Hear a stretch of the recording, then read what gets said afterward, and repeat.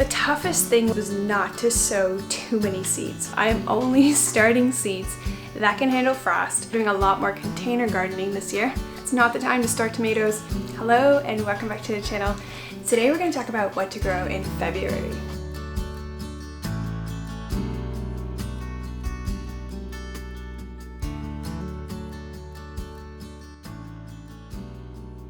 Hello and welcome back to the channel. Today we're going to talk about what to grow in February. Of course, this will be dependent on where you are in the world. We are in the Pacific Northwest, and so these are the things that we're going to be starting. We're in about zone 8, so kind of warmer temperatures than most of the rest of Canada. But that doesn't really matter. We all have different garden setups. Maybe you've got a greenhouse or you're growing some crops under cover. Lots of different varieties. I put out a spreadsheet last week that discussed all about the ideal temperatures that crops like to grow in, and based on that, when I am starting my seeds. So if you're interested in that, I'll link a video and you can go grab that planner or watch that video first. This video is now going to get into specifically what I decided to plant this February. And if you're in a climate similar to mine or have some gardening setup where you can grow under cover, these are the things that you're going to want to be starting very soon in February.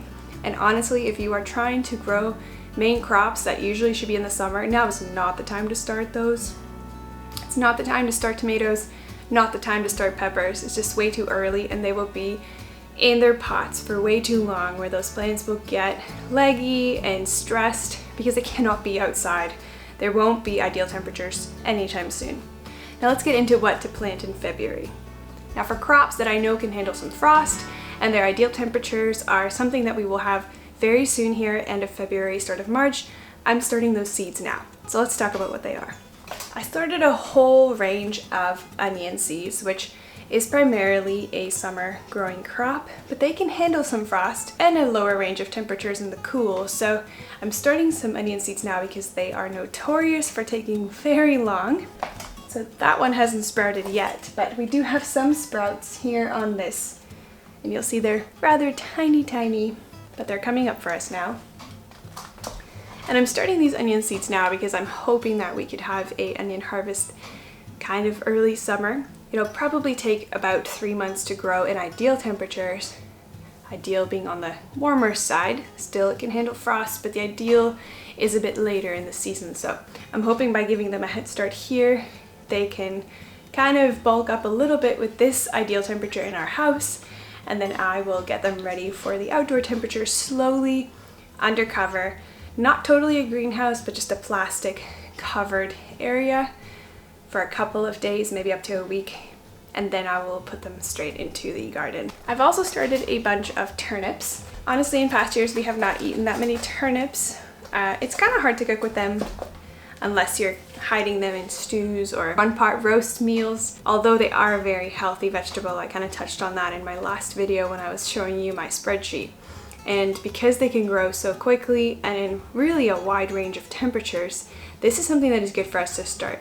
Now there's many varieties, and we have got 4 different kinds here that I've started, and I'm going to give them a shot and see if we can get them to start sprouting here in the house again and a warmer temperature. Acclimatize them to outside under cover and then plant them in the garden. I also started a bunch of spinach and purple orac, which is a purple kind of spinach, and we've just got them sprouting now too. This is about almost a week later. Maybe, oh, it's 5 days later only. So rather quickly, perfect temperature in our house right now. So lots of spinach. They take, for me, a little while to grow anyway. So hopefully these again will grow in here and then be ready to plant out after they have acclimatized under cover and then into the garden. We've also started cabbage, broccoli, and cauliflower. Those are all kind of around the same range of temperatures. A few varieties started here. The toughest thing when I started these was not to sow too many seeds, because I know these will just be my first sowings. I do plan to do successions of these, and I know that this crop will probably take longer to mature because it is cooler temperatures out there. We literally have snow outside on the ground right now. And so these are kind of tests and experiments, but they can work. We will have ideal temperatures very soon, as long as I can harden them off and not stress them out in here, and then harden them off before planting them in the garden, we should be good to go. I've also started some kale, Swiss chard, and arugula, some salad greens to get going.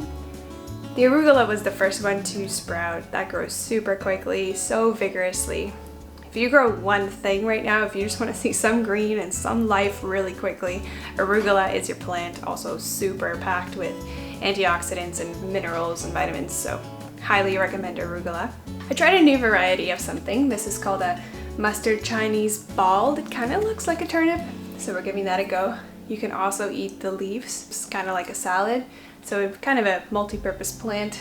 Mustard Chinese bald head. These seeds were from Baker Creek, which I do love to buy from because they are so committed to keeping heirloom seeds. I started a bunch of beets and carrots in a big tray like this. Oh, I should mention that I don't have my regular seed starting trays this year. I've just got these kind of green trays.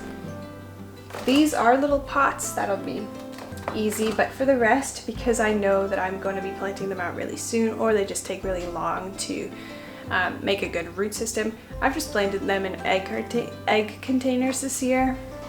I flip them upside down and then use the bottoms as like the deepest hole to fill up with some soil and plant that way.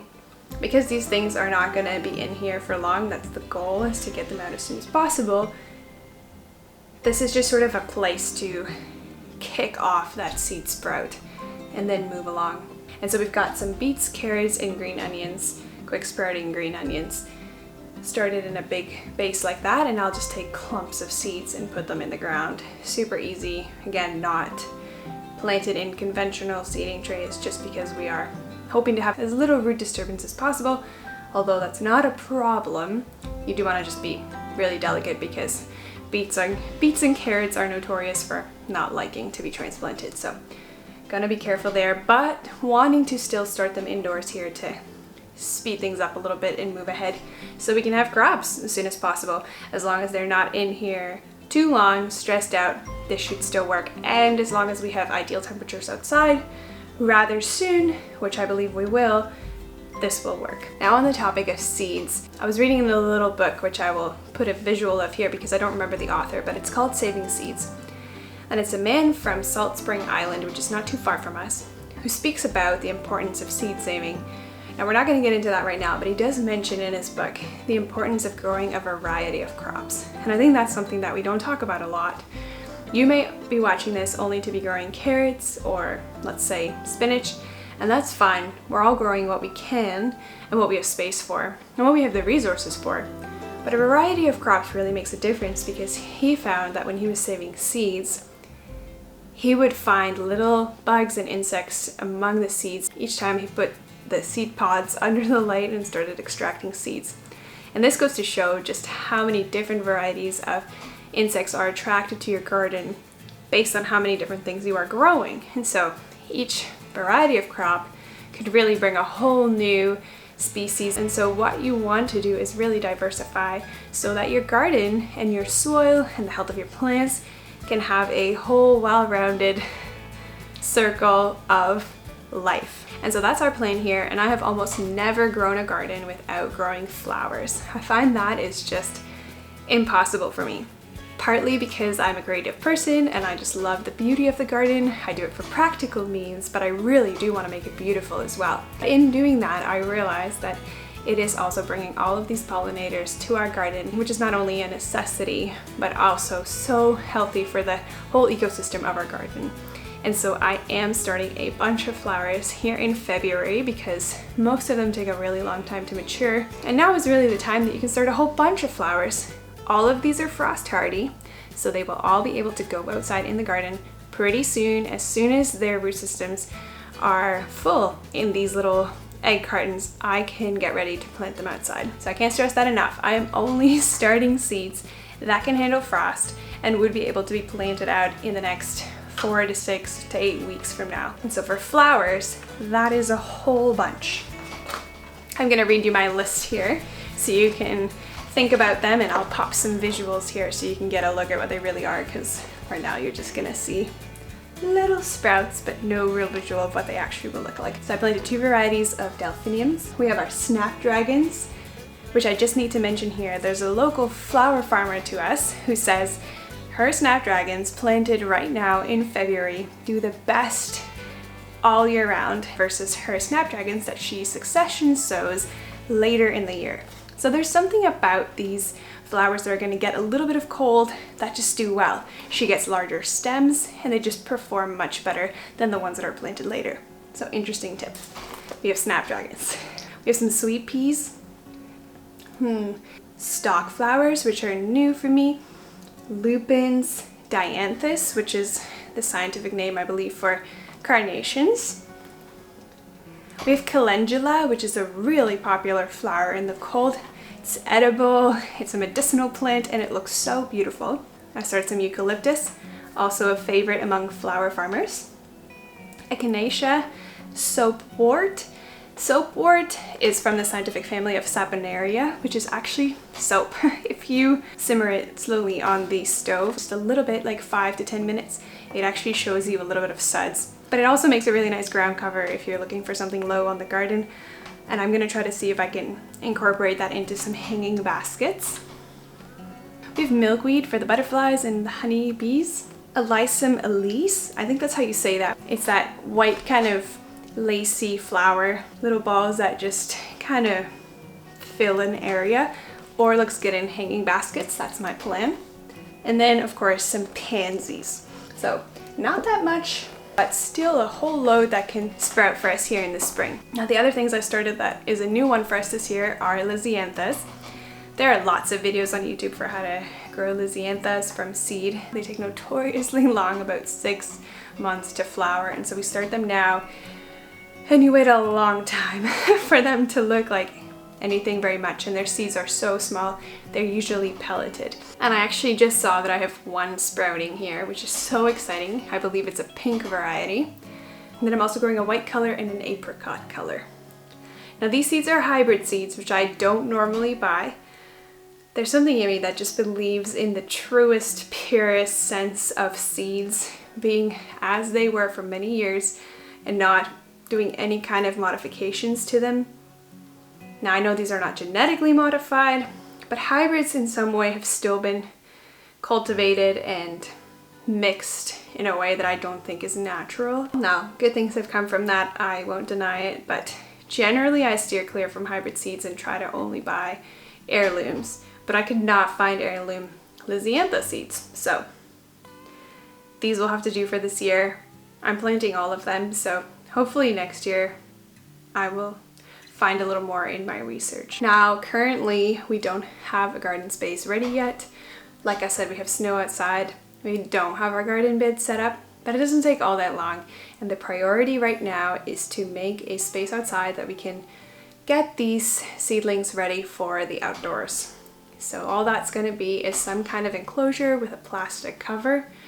That way these seedlings will have some exposure to the colder temperatures for small increments at a time, as well as the outside light, which is a whole lot brighter and harsher than what they're experiencing in here. So we're going to slowly get them used to it. That's the only downside of starting things indoors in a house setting as opposed to a greenhouse that's already outside. We have quicker sprouts, but we do need to get them used to the life they're going to have in the cold. So that's coming up for us. And then my plan is to grow these flowers so that I can make our hanging baskets. We have lots of hanging basket space in this new house. Whoever lived here before put hooks everywhere. So I'm really looking forward to that. And with the vegetables, like I said, we are really growing them so we can have food to eat that is healthy and will cost less, hopefully, on our grocery bill, since we'll be eating from our garden as soon as possible. I hope that you found that helpful. I plan to make lots more content around this, and I hope that you'll follow along as these seedlings grow with us. I'm also doing a lot more container gardening this year, and so if that is what you are after, stay along with us, because I hope to show you some examples how everything can grow in containers. So stay tuned for that, and until the next video, cheers!